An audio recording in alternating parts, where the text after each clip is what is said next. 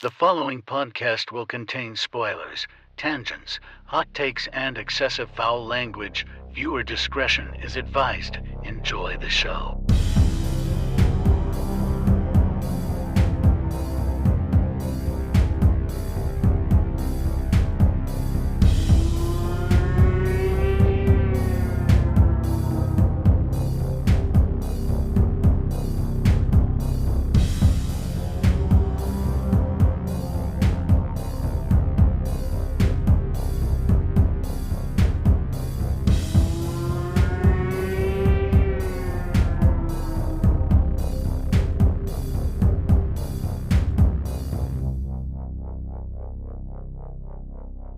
Greetings, horror fans, and welcome to episode 335 of Frightmares. I'm your host, Austin Proctor, and joining me today for 2009's The Collector is Spencer Lafferman. Hi. Hello.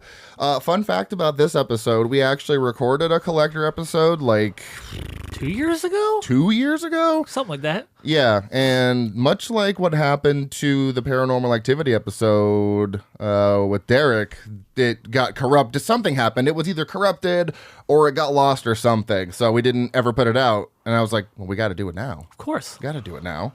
Collector's fucking amazing, and I'm actually surprised that it has pretty decent ratings across the board, which is, I think, well-deserved. I think they could be higher, of course, but whatever. My opinion. What do I know? I'm just some bitch. Just some bitch. I'm just some bitch. So, my history with this, I think our history is very similar. I feel like this is something we would have seen at Regal when we worked there. So... I don't know why my voice is so high. I don't either. I tried to. So this actually didn't come to our theater. I don't think this was. Ironically enough, the sequel did. I actually saw the sequel while I was working there, but this one I think was super limited. I don't know how you and I watched it. I know it wasn't together, but I mean, we obviously knew each other, and I think we watched it similar times, just not obviously together. But it might have just been one of those movies that. Since we have a love for Saw, and some of the people that did Saw did this, That's true. It just ended up on our radar somehow, so we watched it somewhere. I don't remember where I watched it. It definitely wasn't the theater. The sequel was in the theater for sure. I watched it like 3 times in the theater because no one watched it there. So I was like, it's not going to be here for very long, and I loved it. So I have to see it as many times. I have to see it. All right, so maybe I didn't see this in theaters, but I know. Well, at least I think I know because I said this on the Paranormal Activity episode and the Quarantine episode. We saw Quarantine together at the theaters, right? Wasn't it like me, you, John? Yes. Jordan. We even had, I don't know if you were involved, but me and, maybe it was me and you, or me and Chris Burke, but we had a little bit of fun with the standee in the theater. So the like standee that for Quarantine we had was if you walked past it, she screams. So what we did, because we were told to get rid of it, because it was there for longer than I guess we were just, shuffling them out. Is I don't know, me and you or me and Chris. It was me and somebody in that gang decided to bring it into the theater of one of the showings of Quarantine, a busy theater showing of it. It was in theater 1, which is our biggest one at the time, and wait for the quietest moment possible of the movie because we've already seen it, so we knew. Oh yeah. And then we walk past it and wait for that bitch to scream. It was amazing, because there's no screaming or anything going on screen. Then all of a sudden you hear Jennifer Carpenter scream. Love it. And some people reacted because they're like, wait, what's happening? I love that. It was so good. Yeah, okay, so didn't see this one in theaters, but at least we can confirm that I'm pretty sure it was the gaggle of people that we worked with saw Quarantine and probably Cloverfield, because those were around the same time. Those were both 2008. I know I saw Cloverfield in theaters. I saw it in theaters. I don't know if I saw it with you or not, because I know there's some movies that you saw before me. Right. I mean, we Friday the 13th remake you saw a week before me. Yeah. Just because I didn't get a chance to see it yet, but we saw a bunch of shit together, so. I still remember The Strangers when we all got really fucking Oh my high. God, yes. And then Jordan threw up on my car. It's the first time he ever got high, and he throws up outside, but I was like, you're fucking watching my car. And then he was just laughing through the entire movie of The Strangers. I'm like, this isn't funny. This is horrifying. Right. Fuck. God, 2008 was such a good year. Strangers, Cloverfield, Quarantine. God damn. Yeah, some good ones. Anyways, this is The Collector. Yeah, none of the movies we just mentioned. Sorry for that tangent, but yeah, I mean, this has been in my rotation, much like most of the movies we've been talking about on the show recently. I actually looked at my Letterboxd history, and I've watched it every year except for 1 year since I started logging films. And so I've been logging films since 2019, so this will be the 7th time I've logged it. I fucking love this movie, and the sequel is great. I'm still pissed we're probably not getting that third one. I heard rumors of like they were trying to do it again, but I don't know how true that is. Until I see an actual trailer. You're right. I don't believe it. Yeah. So, whatever. So we'll get to the review. Do you have something you want to say? I was just going to say I'm not getting my hopes up as much as I want to. Yeah, I'm not getting my hopes up either. It just makes me sad. It just makes me so sad. I want the Collected. Perfect name for a trilogy. Right, and they actually listened to us about calling it The Collected, which is even more heartbreaking because we're not getting it. Yeah. Sad. So before we do that, we got to do this, and we got to talk about what did Jason Hill make me watch. This week, he made me watch Open Graves from 2009. A group of surfers discover an old board game which claims a life every time it is played. Sound like Jumanji much? It sounds like Jumanji or Truth or Dare or anything that involves a Ouija board. I don't even know why it says a group of surfers. That is such a small portion of this movie. It opens with surfing. That's the connection to surfing. Eliza Dushku is in this, though. Is it good? No. No, it's not. The opening was pretty fun, though. It starts in Spain, 1485, with some sort of culty-looking group. They're torturing this woman who I assume is a witch, and then they're burning all of her stuff, but one guy keeps the wooden box. And then you cut to modern day, and people just north of Spain, they're surfers. They're exploring, and they come across a shop that sells oddities, and the guy there sells him the wooden box. It's a board game. The board game's called Mamba. Not a great name. It's just kind of a weird name for a board game. Mamba. I don't know. Had some of the roughest CG I've seen in a while. Not great at all. Characters had no chemistry whatsoever. And then it's like, it's weird because the guy who gave it to them had it first, and it's like the Ring where you have to pass it along, because if like you beat the game, you get a wish granted or something, and then you pass it along. So it's like the Ring, Jumanji, Wishmaster, and like Final Destination all mashed into one. But not good. Not a good mashup. But not a good mashup. It is so strange. It's very bizarre. But again, I can't be mad at these movies because I've never heard of them. I love Jason exposing me to these just weird, wacky films. But yeah, I got really excited when I saw Eliza Dushku. But then, just like who couldn't say? Oh, like Mina Suvari. Not saving Day of the Dead from 2008, she couldn't save this movie. It was just not great. And the main guy looked familiar, and of course I didn't look him up, so I'm doing that now, because he had one of those faces. I'm like, I know you from something. His name is Mike Vogel. Oh, I know him from Melissa. He was in fucking I was going to say, yeah. He's in Cloverfield. I know him from, I know that name. Jesus Christ. Man, this fucking podcast comes full circle. That's so crazy. Yeah, he is, the main guy's brother. Rob is the main guy, and it's Jason. He plays Jason, Rob's brother. There it is. There's the connection. I'm like, I know you're fucking. He was also in Texas Chainsaw Massacre 2003, Fantasy Island, and The Help. Okay, that's why I know him. I don't know why. Sometimes I'll watch a movie and just be like, I know you from something, but then never look it up. Because usually I always look it up. Right. But I was like, it'll come to me, and then I was just so distracted by how just bad the movie was. If you decide you'd like to check this out, because it was at least fun with how bad it was. It's like one of those so bad it's still kind of fun. You can watch this on Prime and Tubi. I mean, if you have Prime, just watch it on Prime. Right. It has a 2.1 out of 5, so real winner right there. Jason's rating could be worse. Could be worse. Jason's rating was a 2 out of 5, and his review would be a solid way of getting out of those board game nights with those weird neighbors that always want to hang out. Love that. 10 out of 10 on the review. My rating is also a 2 out of 5. It's a movie. It's something that was made. Somehow they got Eliza Dushku in this. I don't know how.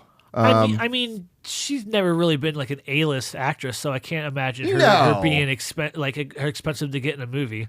I don't. It's not really like a she's so expensive. How did you get her? But it's just like, she's been in so many good things. I like everything I've seen her, and I'm like, this is a good movie. She was also in doing Dollhouse around this time, which only had 2 seasons, but maybe that's why, 'cause she was like, too busy to like give a lot of time. I don't know. Does she have a lot of screen time? she's like a main character. Oh, okay. Well, then I don't know. And there's a fun twist with her character too. So it's definitely a movie, but man, I do love Eliza Dushku. She was like one of my first heartthrobs. Her and Kate Beckinsale, still to this day heartthrobs, but they were like 2 of my first, like, right, so pretty. Sure.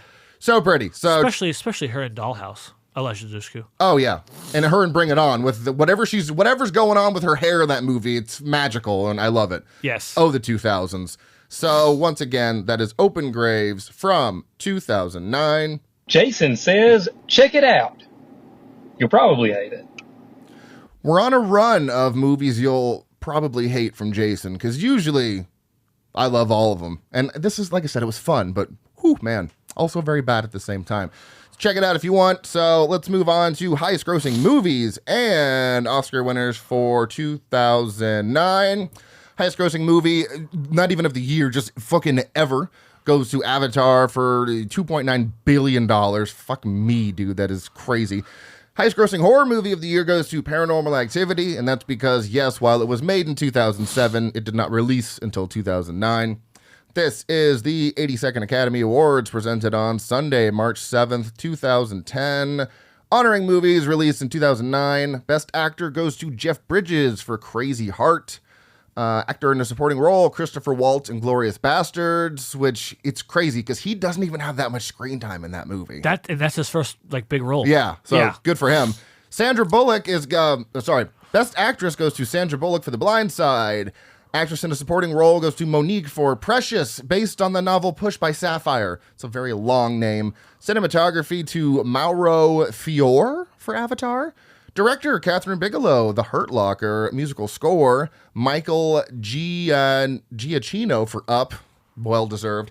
And Best Picture goes to The Hurt Locker. Spencer, I just want to thank you for having most of the movies that aren't streaming that are Oscar winners, because you had this movie Did you just watch The Hurt Locker on mine? Yeah. You're welcome. Yeah, so that was great. Dude, I love The Hurt Locker. So good. I didn't know anything about it besides, like, it was a war movie or whatever. It's got a great cast, too. Oh, my God. So, IMDb summary. During the Iraq War, a sergeant recently assigned to an army bomb squad is put at odds with his squad mates due to his maverick way of handling his work. And that's the first thing I noticed right off the bat. Is like Guy Pearce, fucking Anthony Mackie. Jeremy Renner. Jeremy Renner comes in, then Ralph Fiennes, but Guy Pearce dies in like the first 5 minutes. I was like, oh, fuck. There. Yeah, he's just there. It just explodes. There he goes. But the opening scene, like, really set the tone for the rest of the movie. It did. Yeah, because they're dealing with bombs and, trying to deactivate IEDs and all that shit. And they get him in this big suit because the little truck thing gets stuck, so he goes out there to manually fix it. My butthole is puckered immediately. Oh. Right from the get-go. Absolutely. And then the bomb goes off, and they do these fucking slow-mo close-ups of, like, things reacting to the explosion. My mouth was on the floor. I was like, what is this movie? And then, of course, homie dies, and Jeremy Renner replaces him. But fucking Jesus, what a way to start a movie. Yeah, I got to see that in the theater. That was an experience. Yeah, oh, God, I bet. So while this is not a true story, it's based on true events of someone who had a job like this. So it's not like, that's why it doesn't say based on a real story, but there are moments that are, it's some guy, I can't remember his name. So it's kind of based off real life stuff. But it's very interesting. It's exclusively dealing with them defusing bombs. It's, like I said, it's set in 2004 during the Iraq War. And it's not like a commentary on America's the greatest, like, fuck you guys. It's more of a commentary on addiction in a way. And I don't want to say how, but because that's kind of like the ending twist, I guess you want to say. So I don't want to say how. But anyways, Jeremy Renner gives a fucking incredible performance. Anthony Mackie's crushing it as well. And I love Jeremy Renner's character. He's literally fearless, has no fear. Eventually, at one point, he like takes off the suit and he's like, if I'm going to die, you're like, I'm going to die not sweating my balls off. I'm like, Jesus Christ, Jeremy Renner. And I honestly feel like that's just the bomb squad. Like some people, like some are just like, you know what, like, because they want to die comfortably. So like being in a bomb squad suit is probably not comfortable. Right. So, you know, if you're like more positive you're going to die than not, just be comfortable. Yeah, he's like, this has enough boom to make us all go bye-bye. So either way, so might as well. The only thing really that I didn't like was the cinematography. It was strange. It felt like they were filming an episode of The Office, but it wasn't, you know, they weren't breaking the fourth wall. There were like those quick zooms and the camera was just, I don't know. It just reminded me so much of like Parks and Rec, The Office, shows or movies where they're talking to the camera. It just felt weird, but I guess it's probably due to the time when this came out. That was kind of the, I don't know. Only thing I didn't like, rating is a 3.8 out of 5 on Letterboxd. I gave it a 4.5 out of 5. You can watch this on Spencer's Voodoo. I'll give you the passcode. Just kidding. Absolutely not. You have to rent this one on Amazon. And my review is, it's wild how two soldiers in the same squad both wound up being superheroes on Team Cap in Civil War, because that was hilarious. It's like it felt like a Marvel prequel movie, because I was like, what is this, a Hawkeye and Red Falcon? What the fuck's going on? You know what also is kind of funny about this this year? What's that? So James Cameron's movie Avatar, highest grossing movie of the year. James Cameron's ex-wife, Catherine Bigelow, won Best Picture of the year. Oh, they were married? Yeah. Interesting. Yeah, they were like... That's kind of funny. James Cameron... So James Cameron helped Catherine Bigelow with making Point Break. Oh, interesting. I mean, I don't know if he helped funded it or even wrote it. He might have partially wrote it. I don't remember off the top of my head without looking, but like, that's interesting. That was one of her first movies. I mean, Near Dark, I think, was her first movie. Yeah, that was 87. Yeah, but then after that was Point Break, and James Cameron helped her with that, and then she just went on her own. But yeah, they're exes. That's crazy. Well. Very well. The 2000s are fucking hitting for Oscar movies. Like, basically, 2000s were amazing for Oscar movies, dude. Basically, since like 2000, like I'm like, yes, I understand the warrant or the merit for these movies. Yeah, I don't know what happened, but like the Oscars aren't that good anymore. Yeah, compared to then. They started off good, and then they went to this weird spot in the 80s, early 90s, and now we're back to like, okay, I see the merit, and then it's gonna go, back down, because I don't think Anora should have won, but we'll get there eventually. Let's do the IMDb Roundup. This is The Collector from 2009, released on July 31st of that year in the USA. It is rated R for pervasive, sadistic, bloody violence, language, and some sexuality/nudity. We have moderate sex and nudity, severe violence and gore, moderate profanity, mild alcohol, drugs, and smoking, and severe, frightening, and intense scenes. Coming in at an hour and 30 minutes, although mine was like 127. So I don't know. That's a little... IMDb sometime is off. Yours was 127? Yeah. Mine was 129. This is what Mine was 129.59, so it was almost literally an hour and a half. Then I don't know what I watched, but yeah, mine was like 126.59 or something like that. Interesting. Great. Love it. I love this for me. Listed as a horror thriller directed by Marcus Dunstan, who also directed The Collection and... Delected? What did I say? You said delected. Delected? Yes. He dialected. He dialected The Collection? Directed The Collection.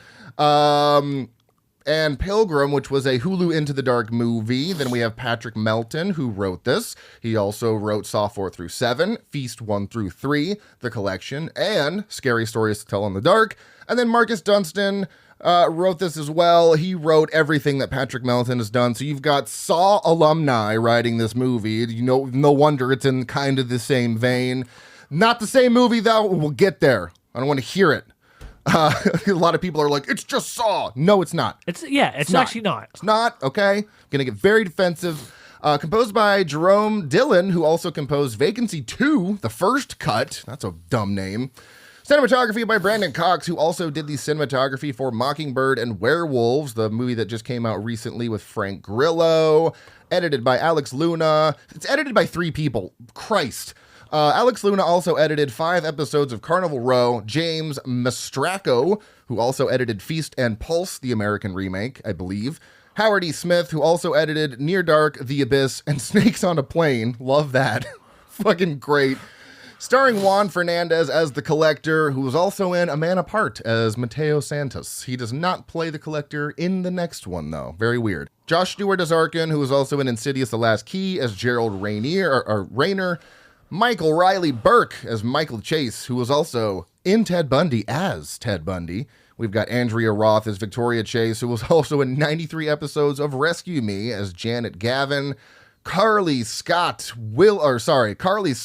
Collins as Hannah Chase. She was also in Pulse 2, Afterlife as Justine. And then we have Madeline Zima as Jill Chase, who was also in Subservience as Maggie, the what's-her-face movie. The Megan Fox movie? Fox vehicle. Yes, that. I actually enjoyed that one. I still need to see it. Had estimated budget of $6 million, only grossing $10.2 million. Not a lot, but hey, you know, it is what it is. I mean, it warned enough for a sequel. Exactly. So there you go. Filmed in Mobile, Alabama and Shreveport, Louisiana. You can watch this on Paramount Plus and Prime. Movies that came out around the same time. We have Transformers, Revenge of the Fallen, Ice Age, Dawn of the Dinosaurs, Public Enemies, Bruno, I Love You, Beth Cooper, Harry Potter and the Half-Blood Prince, Orphan, Funny People, G.I. Joe, The Rise of Cobra, 500 Days of Summer, District 9, fucking banger movie, Ponyo and Glorious Bastards, The Final Destination, and Halloween 2. IMDb summary: desperate to repay his debt to his ex-wife, an ex-con plots a heist at his new employer's country home, unaware that a second criminal has also targeted the property and rigged it with a series of deadly traps. This is The Collector. I run a smooth operation out here. I pick the jobs, you pick the lots. We pick up the prize together. That's a routine. You need me to think about that woman of yours and that little pretty girl of yours. And you've been casing that family's house for months. You think the family is going out of town. You found the safe. Now, what was that request of yours? We settle tonight.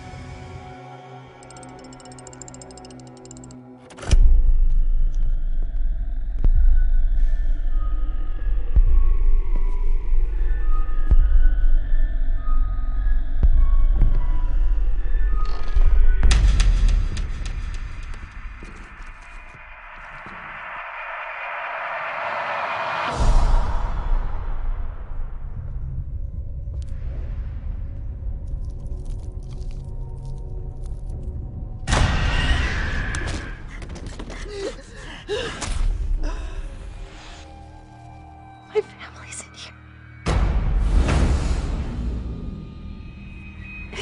You can save them.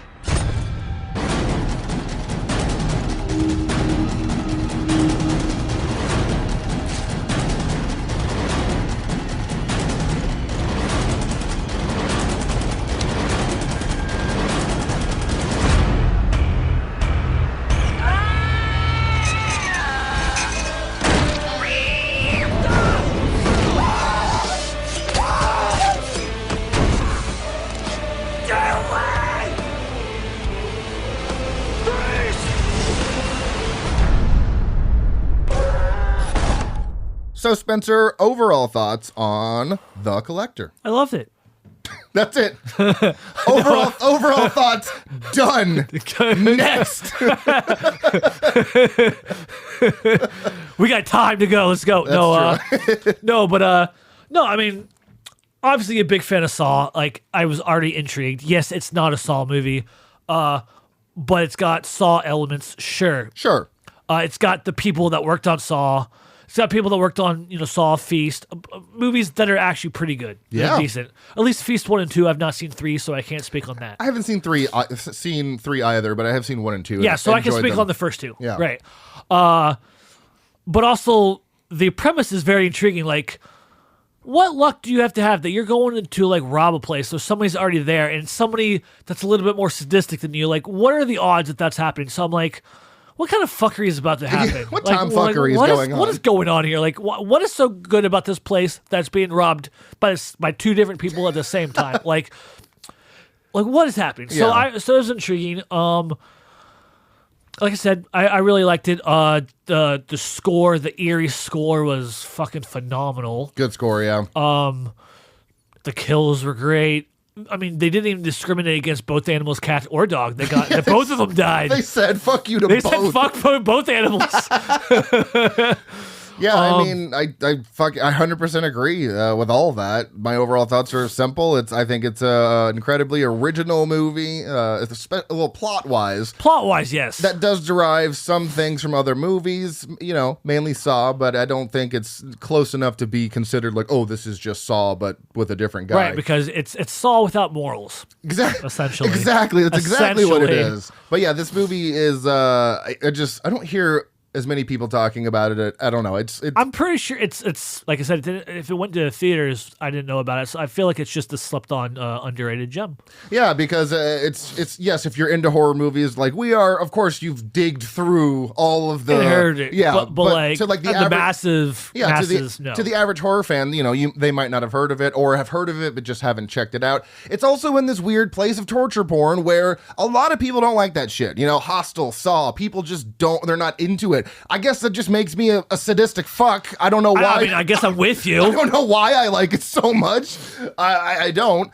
But yeah, so going to the opening scene here, it's very simple and effective, and that's what I think works so well about the movie as a whole. It sets the tone right off the beginning. You have a drunk couple coming home. They find a note that says, "For the collection," on top of this big red box, and then the guy gets grabbed in the face. Boom, done. Cold open. You're like, okay, what's going on? Are we going to get an answer to what the box is? What's the collection? What's in the box? Yeah, what's in the box?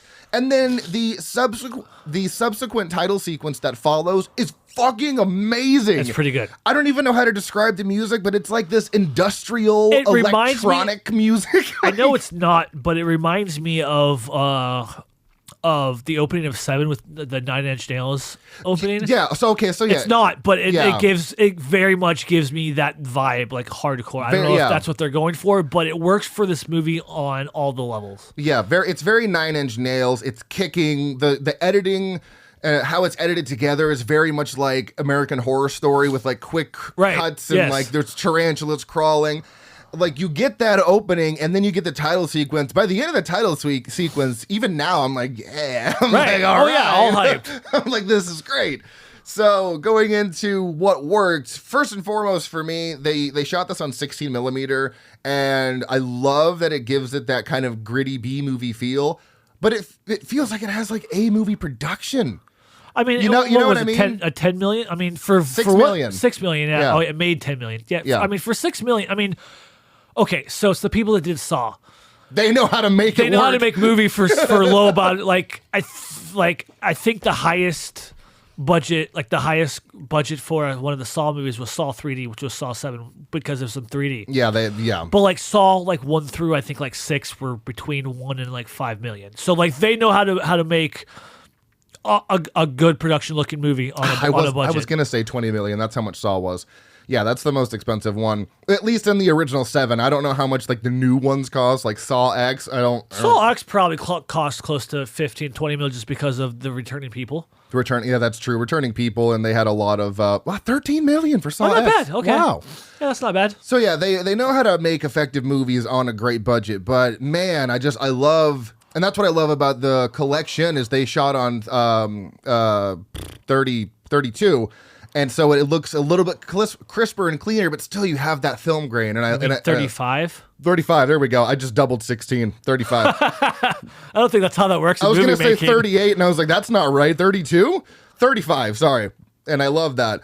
Secondly, the green and blue filters that they're using with the lighting, fucking great. I don't know what it is about those colors, but like the basement is like this neon green going on. It just worked for the gritty. It just works because it really pops on film. And then even some scenes where Arkin's hiding, they have this like soft blue light kind of lighting his face up. The lighting is fucking perfect in this. Third of all, the traps. I mean, holy shit. As a fan of Saw movies, I like this very much. You said it's Saw without morals. It's exactly that. You don't get any explanation on, and even John Kramer and the Collector are totally different. John Kramer is a man who went through cancer, decided to test the human will, and is doing that to his dying days. You don't know shit about what happened to the Collector and his childhood. When did the killing start? Why did he start collecting people? There's so much, there's so much unanswered. You get, like, Saw 2 is like a character study on John Kramer because he gets the most screen time, and I'd say Saw 2 and probably 3. But this, you know nothing about him, and he doesn't give a shit who you are. He's not testing your morals. He's trying to kill you in the most heinous way possible. And it's not even like, he'll kill you secondhand. Like, it doesn't matter. He sets up traps for you to walk into that he might not even be around when you get killed. So it's like, he really doesn't care. Yeah, the only thing it seems like he's got right now is as long as he keeps one alive for his collection. But, like, why? Why? Who hurt him? Exactly. That's it. Who hurt you? But also, why that house? Is it because it's literally in the middle of nowhere? I'm assuming it's because like it's no one so can hear secluded. You scream. Right. When you're that far out in the... And yet somehow the cops can get there so quickly. Stupid movie logic. It took them a little bit. I meant towards the end. Well, yeah, because the girl dials 911, and I'd say about 10, 15 minutes of, like, movie time goes by, so... Right, but you got the cops, you got ambulance, you got the firefighters, you got everybody and their mom showing up in 15 minutes. Oh, well, wait, no. That one cop showed up and then got killed. Oh, you're right. That's You're right. So then he called, right, and then they heard him struggle, so that's probably when the cavalry showed up. That makes sense. That's right. Okay. That tracks. I didn't even think about that till just now. Tracks. I just finished this and I already forgot. It's Fuck fine. me. It's fine. Then the other one quick thing I wanted to mention before we dive in is the brutality. You have so many different traps, so many different ways to die. It's crazy to think, like, since they did the Saws, like, there's no way they're going to know how to do original traps. Wrong. Like, wrong. All of the traps in there were definitely not something we've seen before. Oh, yeah. There's in a movie, I mean, obviously. And they're all, like, booby trapped, too. Right. They're all booby... They're not just traps for the sake of traps. They're all... You got to make the wrong moves. Yeah, they're booby traps. Yeah, and while there are some booby traps in Saw, like Saw 2, the stairs, right? When they step on the stairs, most of them are intentional. Most of them, you're put into this to get out. There's a way to get out. He's not like in a booby trap. The trap, right? These traps, you're not getting out. So yes, in the sense of there are traps and that's how people die. That is really the only connection to Saw outside of the writers and creators. So, right. But yeah, so Arkinder's our main guy, and what they do with his character is great in the beginning because he seems like a normal guy that does handiwork. Right. But there's a scene when he's like sanding down the side of a door to get it to close properly, and the camera kind of slowly like moves dollies forward towards him, and he's looking around and he sees the card where it's like Chase Jewelers, Michael Chase, and you're like, oh, maybe this guy has some ulterior motives. What's going on here? So I love how they did that. They just made him out to be this nice guy. And I really do think Arkin is a nice guy. He's just caught up in some bad shit. Right. He goes back in, or not goes back in. He tries to rescue Larry, who's in the box.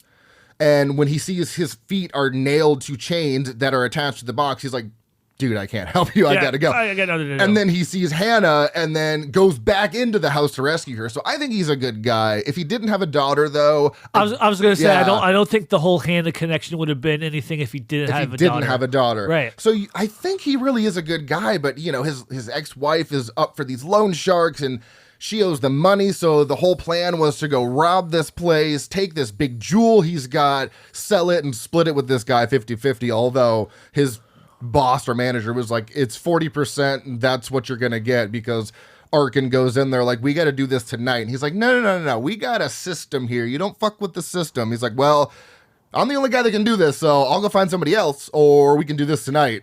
It's like, yeah, let's do this tonight. And I love his boss. He has very little screen time, but he actually also plays a character in Prison Break episode season 3. He's like the ringleader of the prison that they go to in South America or something. So it's a very interesting story, and you think, okay, cool, Arkin's going to go in there and do what he needs to do until he goes inside, and boy, is that place booby trapped. It's like Home Alone, but more sadistic. Right. And since I brought that up, I finally have a theory with this movie. Haven't had a theory in a while, but you've heard the theory of like, oh, Kevin McAllister is Jigsaw. You've heard that. No, Kevin McAllister is the Collector. Because think about it, like, It doesn't make sense for him to be Kramer because of Kramer's backstory and everything that he's gone through.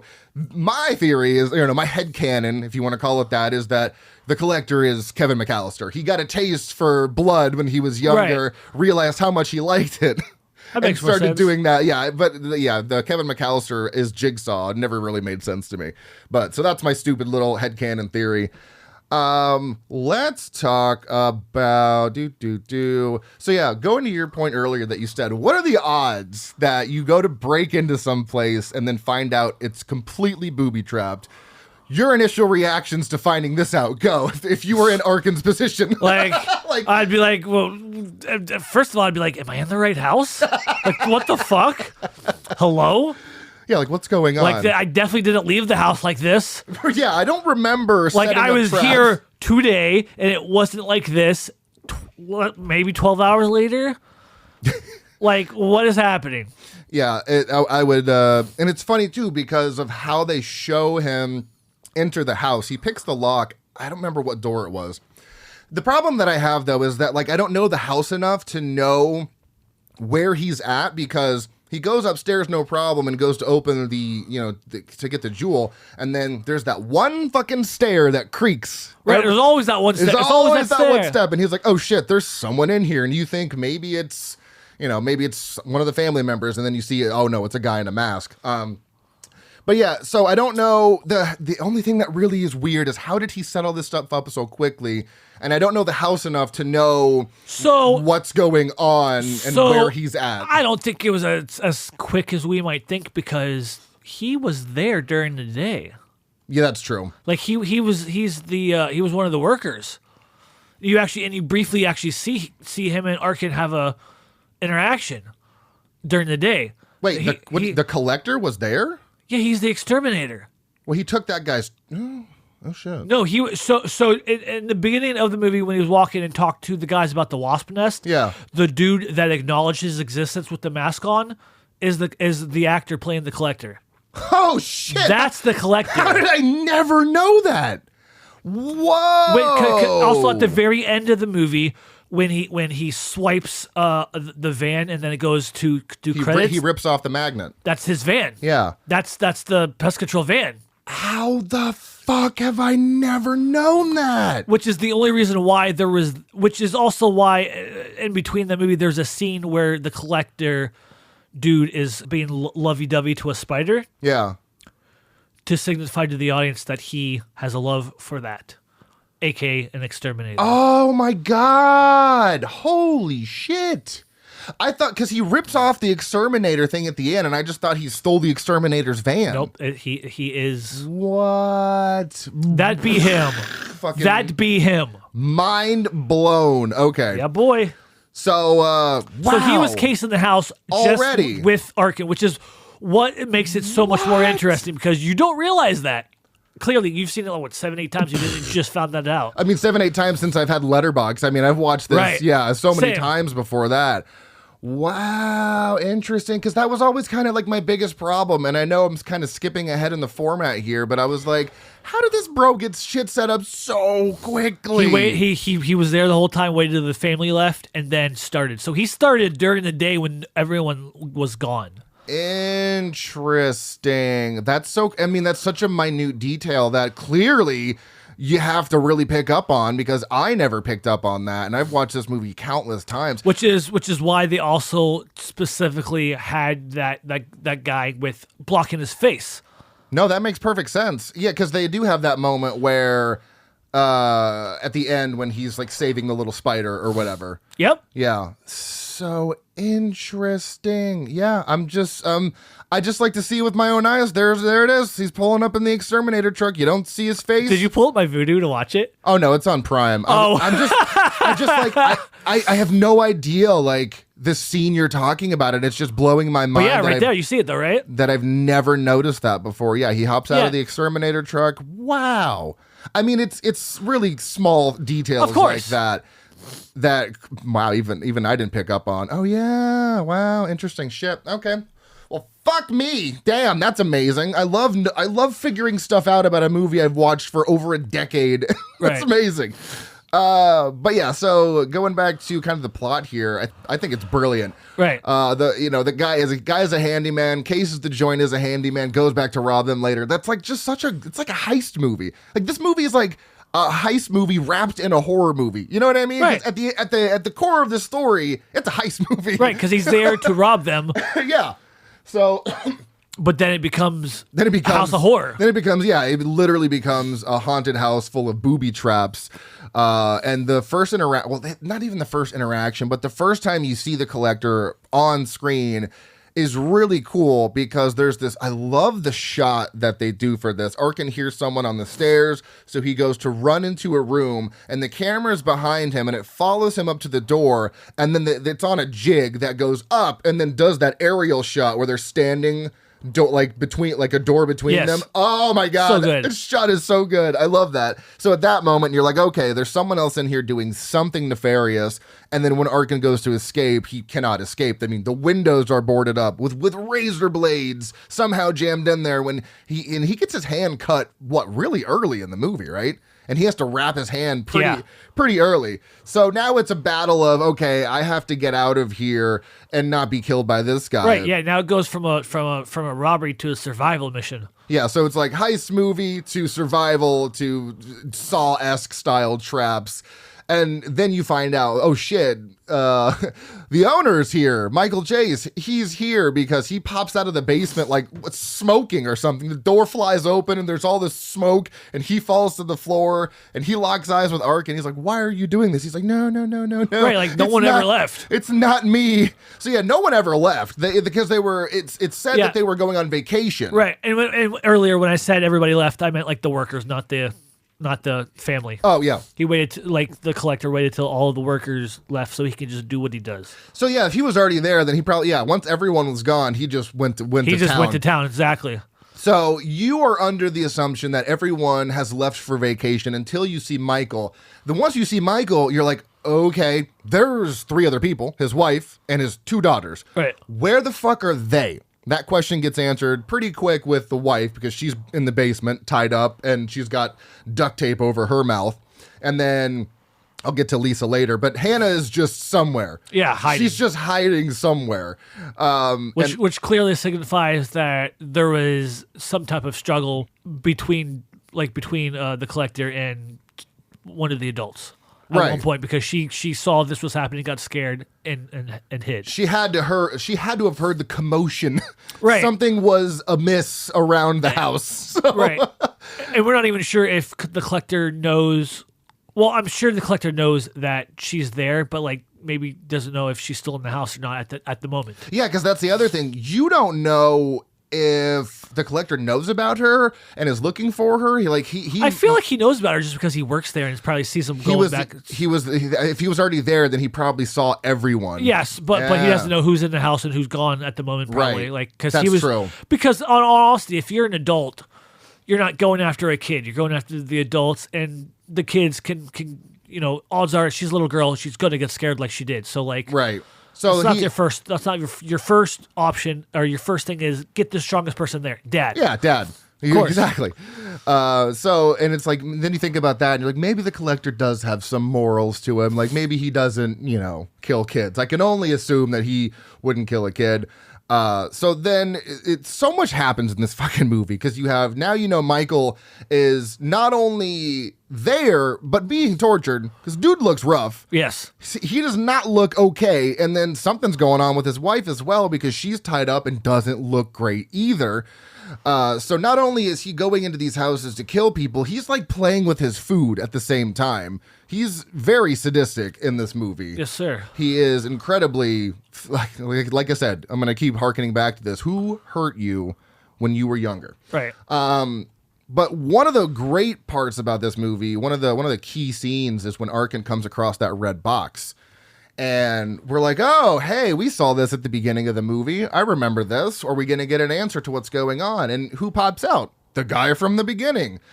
So at that point, I remember watching this for the first time. Do you remember what you were thinking at that moment? Wait, did you remember who that guy was? Even though they do show a flashback of him? It took me a second, but I'm like, oh, that's the guy from the beginning. Okay, yeah. So then, so yeah, it definitely not at first glance, but I was like, oh yeah, okay, that makes sense. And I think that's probably why they cut to they do like a little insert of him in the beginning.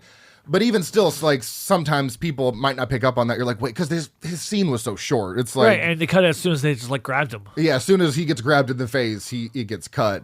But then he informs, he's like, hey, this guy's collecting people. Only certain people, though. He kills everybody else, and then that person's used as bait. And I'm like, that's such an interesting...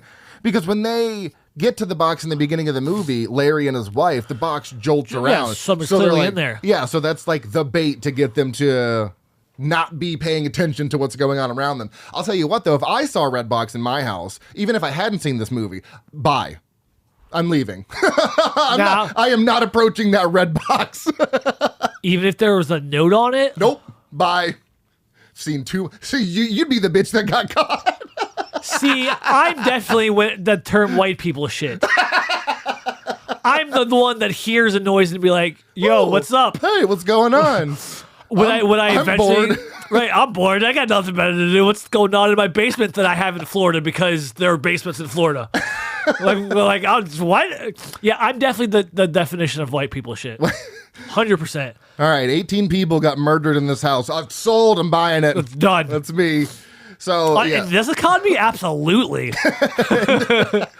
Probably fucking free at that point. Yeah, right? Just give it to me. So, yeah, that scene is very pivotal to the movie because not only do you get the answer for what the box is kind of about, but he furthers the plot by giving you some information. And then at that point, fucking Arkin's just like, oh, God, I would be like, what is my life? How do I find myself in this situation? Women. Like, the answer is women, bro. That's it, yeah. Because it's true. Like, God damn it. It's just crazy. It's like, can this man just not rob this place blind in peace? Right. He honestly just wants to hang out with his daughter. But right. No. But no. There's always some kind of catch. This guy's here fucking shit up. Another scene that I think is, this really adds to the tension, and it's the boyfriend scene with Lisa and her boyfriend. Yeah. Because Arkin's like, all right, I'm trying to get out again. And then there's like horns honking. He's like, what the fuck is going on? Lisa comes up, and it turns out Lisa, because if you remember at the beginning of the movie, Lisa's like, I don't want to go on vacation with you. Like she's rebellious type. She's a rebellious type, so she went away with her boyfriend, and then the introduction of these two people adds this entire other element of, oh God, they don't even know what they're walking into. Yeah, because she just assumed her parents are gone. Right, she assumed that their parents went on vacation. They're coming back to an empty house to bang, and the weirdest spot ever on like the kitchen island. Very strange spot to bang, but hey, no judgment. So get it where you can. Right? So, that this adds this tension because you're like, oh my God, they're clearly going to die. There's no way they make it out of this alive. But how are they going to die? And the scene where they're tiptoeing like around all of the traps. Without even knowing it's there. Yeah. Crazy. Again, just like the Hurt Locker, butthole is puckered. I'm like, how are they going to die? And I love the collector because he has this he's sick. He's a sick man. He's just chilling there watching it. So he unlocks all the locks on the back door, just hides in the shadows and like waiting for them to just walk into a trap. But instead they start banging and he's like, oh, I'm going to get a free show now. Cool. And you're like, God, this guy is so fucked in the head. Right. There's even a moment where he briefly licks his lips. Oh, yeah. And it's very like, oh, okay, like, wow, Jesus. You're very, very sick in the head. But then, I mean, we'll talk, because it's my favorite kill. We'll talk about it. Yeah, we'll get there. But I love that scene, because it's just, they're walking around, and then she eventually spots the collector. Just I love the shot, because it's an upside down shot of the collector, and his eyes are like, he's just like chilling, looking at him like, what are you doing? I was like, what's up? And I love the camera, too, because it goes down to his hand, and he's just tossing the knife back and forth. He's just like, I'm just like waiting for his moment. And I find his character just to be so fucking fascinating. But yeah, so is there any points that you wanted to hit on? Any specific moments that really just for this movie that just really worked for you? All of it? All of it. Okay. I mean, none of it didn't work for me. Okay. I enjoyed all of it. There were some like stuff that I wanted more info on, but like, oh, do tell. Like, why was the wife so in debt? Like, with what? I mean, they briefly mentioned it, sure, but like, how she even get there? Why? Like little things, nothing that like stuff that would have probably made this movie kind of boring and longer than it needed to be. So, but that's something that they could have added that wouldn't have really slogged it down, because that could have been a very quick dialogue of because they talk about her being dead. or maybe during the scene in the beginning where she's like, "Hey, do you have what I need?" Like blah blah blah. Like during that brief explanation, maybe they'll have a flashback of what she did to get in the situation she's in now, or when he's having the conversation with, I guess, her bookie in the car. Yeah, I just called him like the manager out. Maybe during there, like he's kind of explaining the shit that she's in, and you see a flashback of how she got and said shit, like maybe a minute, maybe 2 minutes tops, depending on how they edit it. Right. Something small like that. Nothing to like cry home about or be like, oh, this movie sucks because I didn't get this info. Just little things, be like, because clearly their relationship is not great. Right. Yeah. Like she's keeping his child from him. Yeah. And you can clearly tell it's not super explained, but like you could see the awkwardness between the daughter and him because they don't get a lot of time together.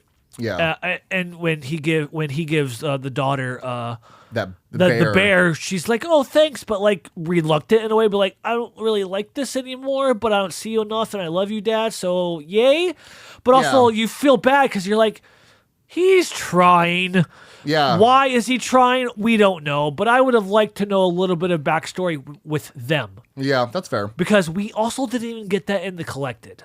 We didn't get the collection, the sequel. The sequel, that number, whatever. That number 2. The sequel, we didn't get a lot of backstory with that either. Like we got a brief moment of. I bet it was in The Collected. That was gonna happen. Right, I bet you we got an origin story of everybody. Son of a bitch. Fuck. But anyway, so that's really all that didn't work for me. But like not any like not enough to be like this movie blows. Like this movie. Like it just was more my own personal. Like I would have liked to know some things.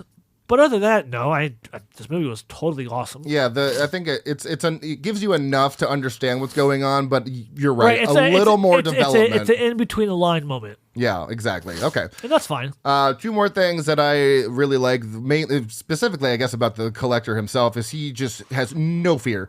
No worry about being caught. That scene with him and the cop, how he walks out from behind the tree and the cops... Dude, great. Like, how... Like, we thought he was in the house. Yeah, how did he get out? Where did he get out? I don't even know. Like, what the fuck? The cop's like, put your hands up, and then he whistles. And this is probably... Fucking German Shepherd, bro. This is my favorite part of the movie, because you fucking forget about that dog's existence. You see him in the very beginning when Arkin comes in, like the dog's outside, and you forget that this dog exists until he whistles, and then just bam, you're like, oh, that's right, there's a dog. And so there's another hint that that dog knows him. What do you mean? So there's another hint that that guy has been there before. That like he's known, like he's known there. He's been working there for a little bit, so he's probably been silently training that dog. Oh shit! So it's another hint that exterminator guy is the collector. Oh wow, yeah. But so just a little, because German Shepherds just don't listen to anybody. That's true, yeah. So you clearly have to be training the dog behind the scenes somehow, especially if it's not your dog, unless it is your dog. We don't know if it's actually his dog or not. I thought it was, but it might have been. But regardless, the fact that they were both there during the day is kind of what they were getting at. It was like they know each other, one way or another, and we clearly have seen them both one way or another, regardless if you know that or not. Yeah, but that dog came out of nowhere and just right in the throat. Yeah, dog comes out of nowhere. You're like, holy fuck, forgot about that dog. He's still around and he's killing the shit out of people. And normally, I'm not okay with dog deaths, but in this instance, if dog is trying to kill or maim you, then I'm like, ugh. I just think it was a very obviously the collector has all these badass traps. Yeah, but then Arkin in the third act gets all this badass screen time, and I think this was where the badass part of Arkin fighting back started. Yeah. And I just think that was super cool in the sense that he's like, fuck you, here's your dog. Goodbye. And then the dog just gets blown in half. Dude, yeah. Like, Jesus. Not only does he get a trash can full of fire, he gets blown in half. And then the last thing is his Arkin's escape was fucking brilliant, because he and Hannah go to the door. Of course, the door's locked, so You don't know it until the collector shoots, but what he does is he puts that mirror at the door. Oh, it's so good. And sits there, and the collector's hazy from everything that's gone on. And when he shoots, it's actually a reflection of them, and the mirror explodes. Door pops open. I was gonna say it blows up the door. Oh, dude, and then that they whole run out. third I was like, let's go. Dude, that whole third act fucks so hard. And then, of course, you think he gets away. He's got the jewel in his pocket. He's getting ready to call his wife. It's just before midnight, before they need to pay off the loan sharks. This motherfucker comes and runs the fucking ambulance off the road. It does some flips, and then he puts them in a box. Like, no, you're not getting away. Love a bleak ending. And then the fucking sequel continues it. The sequel continues. Like, literally continues. Continues the story. Perfection. So it's like, cool. This would have been a cool one-off movie, and there is a little scene at the end, too, in credits, where Arkin's in there in the box saying, I'm going to fucking kill you, and then the collector kicks the box. So, fucking amazing movie. Truly love this one. Things that didn't work.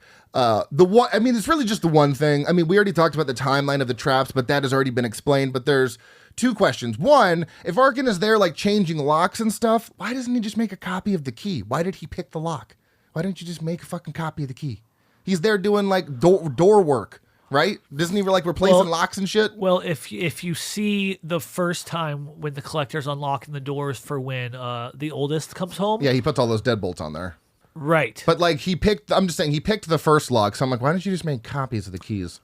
I don't think he was... I don't know if that was his job. Oh, okay. I don't know. I saw him sanding a door, so I figured he was doing something with, like, doors and locks. Okay, so I just think he might have been like a carpenter. All right, so then the one question: Did the collector not cut the power to the house?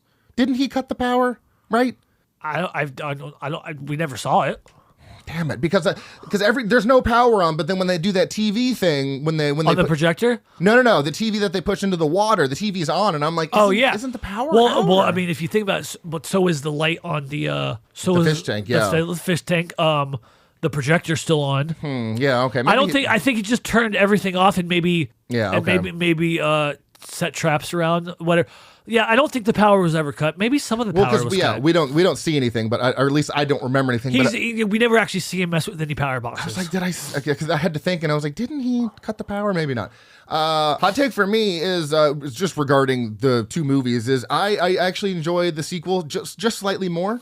Me too. Just a little bit more. I agree with you. That would be my hot take as well. Because it's something that, one, we didn't really need a sequel for. Two, it continues a story. And three, the story is even cooler than this one. It's like a manhunt for the collector. And somehow it's also like 10 minutes shorter, but still cooler somehow. Yeah, and then the ending sequence so good. So good. So good. So, okay, so we're on the same for that. Horror moment for me, I wanted to mention the acid floor because that's fucking crazy. I was crazy, but I liked it. Yeah, but mine is really the TV sequence when Hannah and Arkin come up with the plan. Okay, when he pops in the door, I'm going to push the fish tank, and I'm going to say, now you push the TV, but the collector's outsmarts them by throwing Larry, and then he gets fried, and I'm like, goddamn. Dude, but some of that camera work where you see from the ground up of him, was so good. Yeah, because they clearly did something where they put, like, a glass or some sort of plastic over the camera, and he falls on top of the camera, and you see the water and the blood. It's so good. Horror moment for you. Did you have a specific horror moment? I mean, that was a good one, but I'll probably go with the jump scare of the German Shepherd with the cop, because like you said, we forget, and I forget every single time. Like, oh shit, there's a dog on his throat. Yeah, I think it's that for me. That's what I wrote down too. I'm like, I even forgot now about the dog, so you just forget about that. Okay, yeah, that's a good one. Favorite kill is obviously the same here. Let me break it down for you. It's so good. Fucking unreal. It's so good. It's the boyfriend. After Lisa spots the collector, they get up, and it's not just like, one bear trap. He gets a blade through his, like, fucking, I don't even know how, like, in between his middle finger and ring finger, out the back of his palm. Then he trips into a wire that cuts off his fingers with a machete, and then the collector pushes him back, and he steps in one bear trap. steps in another, and then just falls backwards. With like 4 or 5 others just go off. Oh, it's so good, bro. So good. It's the best thing I've ever. It's like so good. It's like a top 10 kill Easily. like in horror movies. It's so good. I fucking love that. It's so good. It's incredible. Never seen a bear trap kill like that ever. It's No, so, yeah. and it's not slow mo, but like it's more like dramatized slow mo, to where you see every single trap go off and hit every single part of that body. And they do a different camera angle for each one. And then you just you see each one go. I'm just like, oh, you're like, this is amazing. it's so good. So good. I love it. All right, favorite character for me, and it's only because I just want to know more about the Collector. I find him fascinating. I don't agree with all the killing, but it's like it's something that I want to know more, but I'm sure an explanation would make it not good. So I love the mystery in this instance. You don't know anything about him. He's just fucking crazy and wants to kill people. But I just find it's fascinating because he clearly has an affinity for animals or insects in some sort of way. So he has this kind of soft He's got a soft for, and Yeah. honestly, we see a little bit more of that in the sequel. You see a little bit more of his love for insects and stuff, which also hints more that he was the exterminator in the first movie. So yeah, you get, and then even no spoilers on the collection, but the ending of the collection is fucking great. Yes, that's another reason why I like. It's just a half star more. But yes, I didn't have a favorite character for you. I mean, so I didn't really think of the Collector as a favorite character until you just said what you said, and like he's got layers. He's like Shrek. Yeah, he's like an onion. But I really like Arkin, and I as my favorite character, and only because, like earlier we said, he's not a bad guy. He's mixing some bad shit, and he's doing he's literally doing all of this just so he can see his daughter. And I'm not a parent, so you probably have more into this than me. But I feel like you would do anything for her. Oh yeah. So I'd be doing exactly this. Exactly. So that being said, is my point. Yeah. I feel like he's my favorite because his morals might be a little bit twisted, just like the Collector, but he's got a heart because all he wants to do is see his daughter, and he knows if he does this, he can see more of her. So he's going to do this, even if it means he might spend some time in jail. He will have more father-daughter time. I really fucked up on my favorite character. If my daughter ever listens to this, I'm sorry. But so you over here undercutting me. Yeah, you're over here just a psychopath. I'm like, with a daughter, I'm like, I'm not a parent, but you know what? If I was. But so Arkin is my favorite character in that respect. Yeah, no, that makes sense. That's totally fair. I just also like Josh Stewart. I think he's great. Hey. I don't see him in enough. I didn't have a least favorite character. Maybe Lisa's boyfriend. I don't know. He seemed like a schmuck. Oh, the wife is my least favorite character. Really? Because this shit would not be going on if Arkin didn't have to do it for his wife to see his kid. That bitch is Jenny. This is Jenny in Forrest Gump, but in the Collector. Because she's got random stuff. She's like, yep, I have this debt that you now have to pay if you want to see your daughter. What a bitch. I'm sorry. Like I said, I'm not a parent, but if Gabby did that to you, would she not be... I guess, I don't know enough about the backstory. Maybe he was a shit heel, I don't know. True, but from what we know, she's the shit heel. Yeah, based on what I know, it's like, yeah, she's not the greatest. Okay, now... she's the villain of this story. Now... she's the real villain. So this favorite, it's not my favorite line based on the what is being said, because I know exactly. It includes a slur, like a homophobic slur. I do agree with you on that wholeheartedly. So that's my favorite. I don't like that he used the word, and it's only used in this instance, but he says, "Is that all you got, you fucking F bitch?" And he does it specifically to get a rise out of the Collector. Right. That line was powerful enough to get the Collector to turn around and be like, because he was also going after the child, and it's like, nope. And so what am I going to do to that? Right. So I got to call it, yeah. It's not the greatest verbiage, but it's a very powerful moment where he saved the girl and he got a rise out of the Collector. Right, it works. Anything else you want to mention before we wrap up here? Nope. Sweet deal. Yeah, go watch the Collector. Taglines here, we have "He always takes one," and that's the only one they needed for that. Trivia, the writers intended the movie to be a Saw prequel, but that idea was declined, and we can only thank God for that.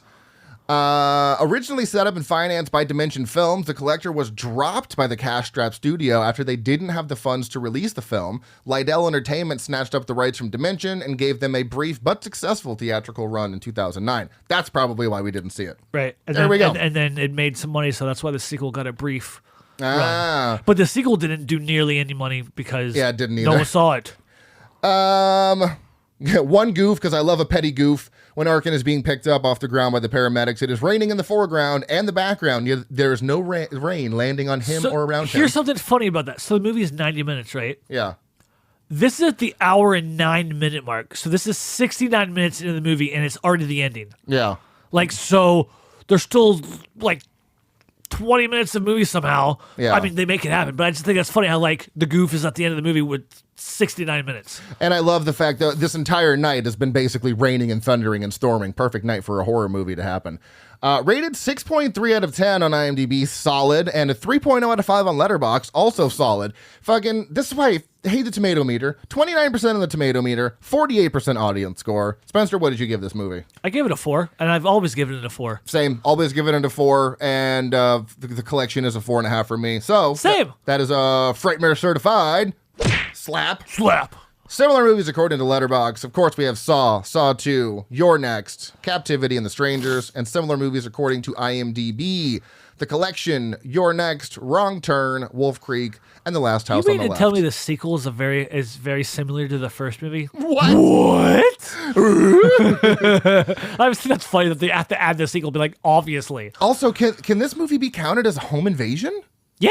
Ooh. I actually had that as I mean, because there was an invasion of a home. I know, but usually home invasion, like the strangers are trying to get in. This is like, he's already broken in. Okay, all right.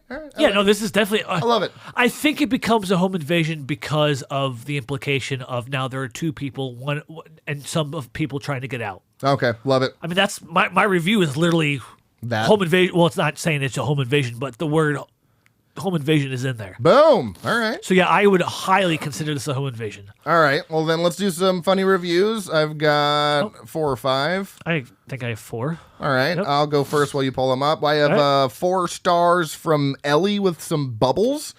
You can tell interior design is his passion. I thought about that too, but I didn't do that one, but it's a good one. Love it. What do you got? All right. So my first one's a 3.5. At first, I was like, yo. Then I was like, yo! And then I was like, yo. But finally, I was like, yo. 3 stars from S. Mill. Home Alone, but Kevin is a very kinky gimp. I got that one too. I was like, wait a minute, that's not for me. So yeah, that was one of mine too. All right, go ahead. That's a good one. That's a good one. But here's another one. So 4 stars, possibly the darkest entry in the Home Alone franchise. Which I agree. 2 stars from Vilu. Me sees a little girl at the window calling for help when I finally managed to get away. Me. This is so sad, but Alexa, play The Sweet Escape by Gwen Stefani. Son of a bitch. That's my last one. Goddamn. I'm sorry. Dude, we did this again. All right. That's all of mine. Okay, I got 2 more. Ass. 3.5 from Killian Morales. You really have to be unlucky in life to break into a house that's already been broken into. Right, though. Like, what the fuck have you done in your life that's the thing. And my favorite one of them all, 3 stars from what's your name, dude? 3 stars from Jordan Beaumont Anderson. Dude, if you wanted to collect some boring white boys, you could have just gone to the Gap. Holy shit. So good. So good. Follow us on, if you enjoy the show, please rate and review on your favorite podcast app of choice. Follow us on Facebook, Instagram, TikTok, Slasher app, Blue Sky, Threads, and YouTube at frightmarespodcast. Email is stayspooky@outlook.com. You can follow me personally on Letterboxd at Dr. Proctor. You are Spencer Slasherman. The best. SLAFFERMAN. Be sure to follow our sister podcast, The Shameless Picture Show, and also check out the Dead-Eyed Millennial podcast as well. 2 shows I edit. Next week, Michael and I will be doing Piranha 3D from 2010. Nice. So until then, stay tuned and stay spooky.